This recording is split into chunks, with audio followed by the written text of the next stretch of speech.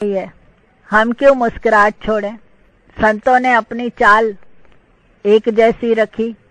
संतों को किसी ने आके बोला भी आपकी कुटिया जल रही है, संत शांति में ही चले, जो होना है वो होके ही रहेगा, अपनी शांति क्यों गंवाएं। तो हमारा तो मेन मोटो है smile, miles of miles, it is a cheap medicine, सबसे सस्ती दवाई है मुस्कुराहट। लॉफ अवे ट्रबल्स, हंसते हंसते जीना सीखो।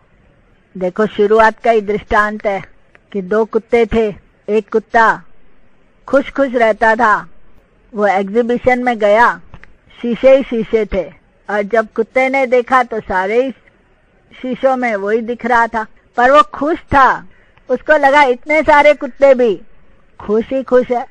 और एक मायूस कुत्ता आया, दुखी राम, वो दुख में था, वो तो एग्जीबिशन में घबरा गया कि इतने सारे कुत्ते दुखी है। तो आप मुस्कुराते हैं, चौगिर्द भी आपके सब मुस्कुराहट ही देंगे। क्वेश्चन नंबर 35, खुशी की परिभाषा क्या है? लेट गो करते रहोगे तो भी स्माइल रहती रहती है। भगवत गीता में भी कहते हैं प्रसन्नचित पुरुष को शीघ्र ही श्रेष्ठ बुद्धि होती है, और श्रेष्ठ बुद्धि में शीघ्र ही स्थित प्रज्ञा के लक्षण होते हैं। तो प्रसन्नता में रहना ये भी एक साधना है, साधना से ही सिद्धि आती है। तो भगवत गीता में लिखा हुआ है प्रसन्नता भी एक उत्तम साधन है। क्वेश्चन नंबर 36, हमारे जीवन में और खुशी कैसे लाएं? हमारे जीवन में खुशी, सच में खुशी है कि एक रस रहो, वननेस सेमनेस, ये है सच्ची खुशी। हर समय एक ही मुस्कुराहट। आप बोलेंगे दुख के समय मुस्कुराहट कैसे रखें, वो आपके हाथ में है। प्रसन्नता रखो, आप अस्पताल में भी जाओगे वो सब समझ जाएंगे कि ये प्रसन्नचित्त पुरुष है, वो सबको भी प्रसन्नता दे देगा। 3 लॉफिंग सेंट्स सुना हुआ है कि 3 में से एक मर भी गया तो भी 2 मुस्कुरा रहे थे कि अरे यार, पता नहीं था कि 3 में से 2 हो जाएंगे। जैसी सृष्टि बनाओ वैसी बन जाती है। तो मेन खुशी है एक रास्ता। बाकी तो संसार में जो भी खुशियां हैं तो उसके पीछे रंज खड़ा ही है। और दूसरा सत्संग का साधन है, खुशी बांटने से खुशी मिलेगी। देखो आप सीखते हो, अपनी कार खाली मत लेके जाओ, 4 और को भी बिठा दो, खुशी आ जाती है। किसी को गरम फुल्का प्रेम से बना के खिलाओ, खुशी आएगी। किसी की तेल मालिश कर दो, आगे वाले को राहत मिलती है तो आपको भी खुशी आती है। हमारे दादा भगवान का मोटो है कि मैं खुश रहना चाहता हूँ, पर खुश तभी होऊंगा जब खुशी आपको बांटूंगा। और जीवन में उन्होंने यही कार्य किया, दिया दिया दिया। सुखी सुख है सुख देने में, दुखी दुख है सुख लेने में। मांगने वाले दुखी है, देने वाले सुखी है। क्वेश्चन नंबर 37, सत्संग के बाद हमारे कितने अच्छे कर्म हो जाते हैं? सत्संग के बाद बहुत ही अच्छे कर्म बनते हैं। सत्संग निष्काम सेवा सिखाता है, औरों के दुख सुनते हैं, अपना दुख कम हो जाता है। औरों की भलाई करो, अपने लिए सोचना बंद हो जाता है। देखो हमारे सतगुरु सिखाते, किसी का बाप शांत हो गया तो सतगुरु सिखाते, आप देखो अपने बच्चों के लिए करते हो, जाके उस बच्चे के लिए करो जिसका बाप नहीं है। ये खास सिखाते हैं। किसको बहन नहीं है तो उसकी बहन बन जाओ, किसको भाई नहीं है उसके भाई बन जाओ। जो जो परमात्मा ने आपको जैसा शरीर दिया है वैसे किसी को जाकर सुख दो। तो सत्संग से, निष्काम होने से, सेवा भाव में रहने से, चाहे पैसे भी है बांटो, जहाँ जरूरत है गुरु से पूछ के सेवा में लगाओ, तो कई कर्म आपके ऊंचे बन जाएंगे और आगे चल के कर्मों से ही छुटकारा मिल जाएगा कि आप दे ही नहीं है तो कर्म भी नहीं है। क्वेश्चन नंबर 38, लाइफ का उद्देश्य क्या है? जीवन का उद्देश्य है परम शांति। मछली का उद्देश्य है पानी। पानी के सिवा उसको शहद में रखो चाहे दूध में रखो वो मर जाएगी। उसका उद्देश्य ही है पानी। मनुष्य का भी उद्देश्य है अपनी शांति। श्वासों की इतनी पूंजी मिली है, उसको सफल करें।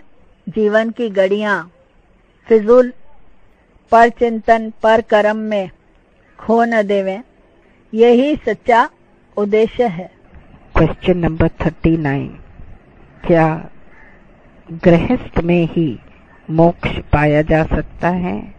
गृहस्थ हो या सन्यास हो, गुरुपुत्र हो या गुरु कन्या हो, जहां भी रहो अपने को देखो कि हमारा ध्यान किधर है। चलते फिरते सोते जागते उठते बैठते ध्यान किधर है? जहां ध्यान है वहां ही आपका मोक्ष है। मिथ्या शब्दों में मिथ्या बातों में समय ना गंवाओ तो मोक्ष है। देखो कितना बताते हैं कि संत के साथ नाव में जमादार बैठा, संत बोलता है अरे क्या दुर्भाग्य है, जमादार के साथ बैठा हूं। और जमादार बोलता है वाह मालिक क्या ऊंचे कर्म है, संत के साथ बैठा हूं। नाव पलटी, संत को नरक मिला, जमादार को स्वर्ग मिला, क्योंकि उसका ध्यान किधर है। वैश्या के पास संत रहता था, रोज वैश्या के पास कितने लोग जाते, उसके पास पत्थर रख के जाते थे, वो गिनता था कितने पत्थर। और वैश्या अंदर ही अंदर पुकार करती, भगवान संत मेरे पास में रहता है, मैं कितनी महान।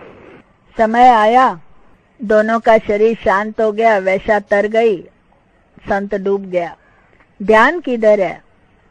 तेरा ध्यान किधर है? हर समय अपने को देखना, मेरा ध्यान किधर है? द्वैत कर रहा हूं या प्रेम कर रहा हूं? तो यही ग्रस्त है। डूब भी सकते हो, तर भी इसी में ही सकते हो। छोड़ना भी नहीं है, भागना भी नहीं है, जागना है। Question number 40। जब बहुत दुख में आदमी डूब रहा है तो कौन सी 3 चीजें करने से वो दुख से उठ जा सकता है? 3 चीजें याद रखो सदैव। पहला, जहां मन नेगेटिव में आए तुरंत जंप लगाओ पॉजिटिव में आने का। नंबर 2, गुरु के प्यार की मिठास, वचनों की मिठास जूस की तरह पीते रहें। तीसरा, मिथ्या संसार को सत्य न जाने। ये 3 चीजें सदैव याद रखना। Question number 41। जब गुरु हमारे लाइफ में आते हैं तो कितने % दुख कट जाते हैं? कितने अच्छे क्वेश्चंस करते हो कि कितना % दुख कट जाते हैं। हम बोलते हैं कितना % आप गुरु को देते हैं? जितना दोगे उतना चमकोगे, जितना लाइफ समर्पण करोगे उतना उनके रंग में रंग जाओगे। अरस परस है, आप गुरु को कितना सुनते हैं, कितना लिसन करते हैं, उतना आपकी मौज। देखो गौतम बुद्ध आए इंडिया में, पर बैंकॉक में जगह जगह पर इतने बड़े उनके मंदिर बनाए हैं, इतनी बड़ी मूर्तियां हैं। Sleeping Buddha, sitting Buddha, standing Buddha.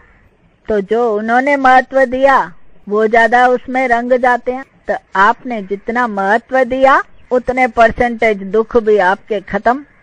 Wish you all the best. Question number 42। हम दूसरों का टैलेंट कैसे खोलें? सबका टैलेंट खोलने के लिए उनको फील्ड देनी पड़ती है। जैसे हमारे पास टीम लीडर्स हैं, उनको फील्ड देते हैं, सत्संग की भी टीम की भी। फिर जो जो ऊंचा कार्य करता है उनको गिफ्ट्स मिलते हैं, अवार्ड्स मिलते हैं। और वो जो लगातार टीम लीडर्स है उनकी और महिमा होती है। तो जब फील्ड मिलती है तभी टैलेंट्स खुलते हैं। जैसे यहाँ पर गीता जी नयों नयों को स्टेज सेवाएं देंगे, नयों नयों को बम्बई में रखते हैं, आना जाना कराते हैं, तो जो जो फील्ड्स मिलती है उसमें लोग होशियार बनते हैं। तो जो भी कार्य आपको कराना है फील्ड दो,